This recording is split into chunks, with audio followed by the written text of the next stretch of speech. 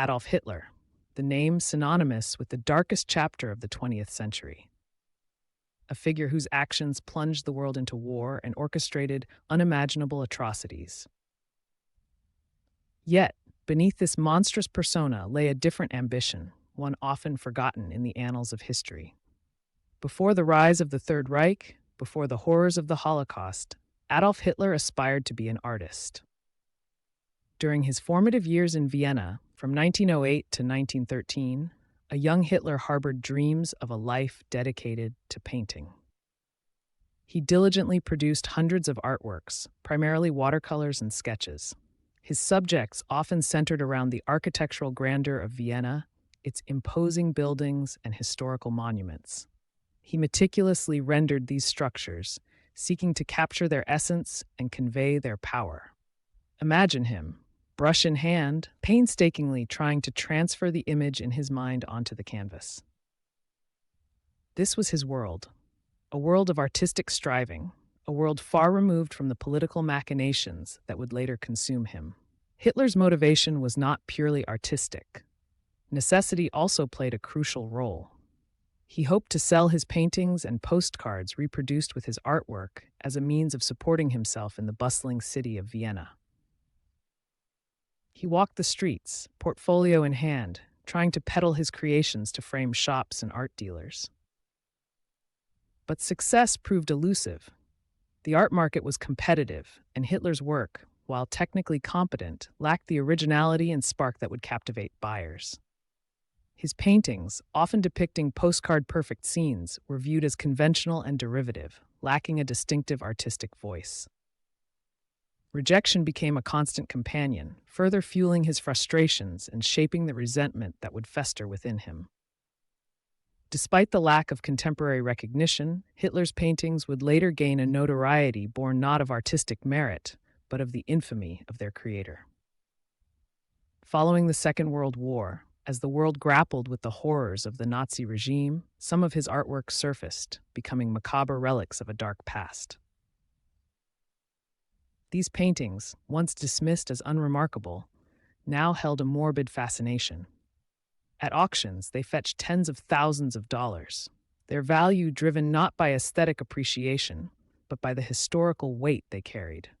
The very name Hitler, once attached to artistic ambition, was now forever etched in history as a symbol of evil. Other examples of his artwork met a different fate. Seized by the United States Army during the war, they remain in the custody of the U.S. government, hidden from public view, a silent testament to the complex and disturbing legacy of a man who once dreamed of being an artist. The artistic endeavors of Adolf Hitler offer a fascinating, albeit unsettling, glimpse into the man behind the monstrous legacy. While his artistic skills remained modest, the subjects he chose and his approach to art reveal aspects of his personality and worldview that would later shape his destructive political career. His preference for architectural subjects, particularly grand buildings and historical monuments, speaks volumes. These structures, imbued with a sense of power and permanence, seem to resonate deeply with him. Imagine him sketching the intricate details of Vienna's Hofburg Palace or the imposing Parliament building. These weren't merely exercises in draftsmanship. They represented a fascination with authority and grandeur. They mirrored his own yearning for power and control, ambitions that would later manifest in devastating ways. Hitler's artistic style, rooted in realism and devoid of much originality, also tells a story. His paintings lacked the emotional depth and individual expression that characterized truly great art. They were technically proficient but emotionally sterile, mirroring a certain rigidity in his thinking. He seemed more interested in accurately representing the external world than in exploring his inner world or conveying personal emotions. This lack of introspection, this focus on outward appearances, perhaps foreshadowed his later disregard for human life and suffering. The recurring theme of idealized landscapes in his work is also noteworthy. He painted picturesque scenes of tranquil countryside and charming villages, often devoid of human presence. These idealized portrayals of nature, stripped of the complexities of human interaction, suggest a yearning for a simpler, more ordered world. A world, perhaps, where he could impose his own vision of order and control, free from the messiness of human emotion and individual agency.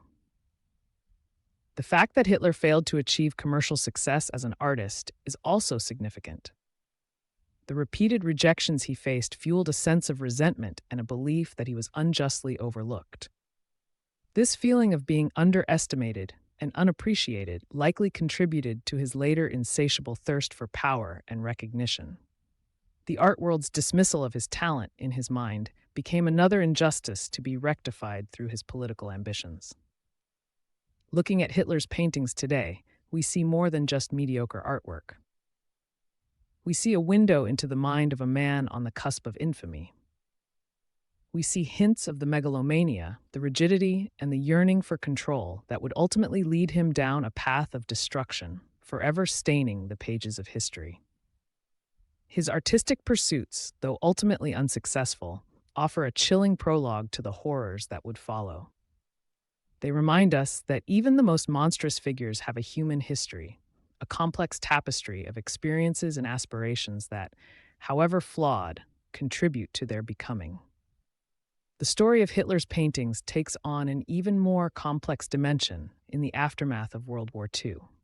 With the downfall of the Third Reich and the exposure of the regime's horrific crimes, the world grappled with the enormity of the devastation wrought by this man who had once aspired to be an artist. His paintings, once largely ignored, suddenly became objects of intense scrutiny, imbued with a morbid fascination. Some of these artworks emerged from private collections, their existence a stark reminder of the banality of evil. Imagine these paintings, once hanging unnoticed in private homes, now suddenly thrust into the spotlight, bearing the weight of history. They became artifacts of a dark past, tangible links to the man who had orchestrated the Holocaust and plunged the world into war. At auctions, these paintings commanded surprisingly high prices, often selling for tens of thousands of dollars. But the value attributed to them wasn't rooted in artistic merit. It stemmed from their association with one of history's most notorious figures.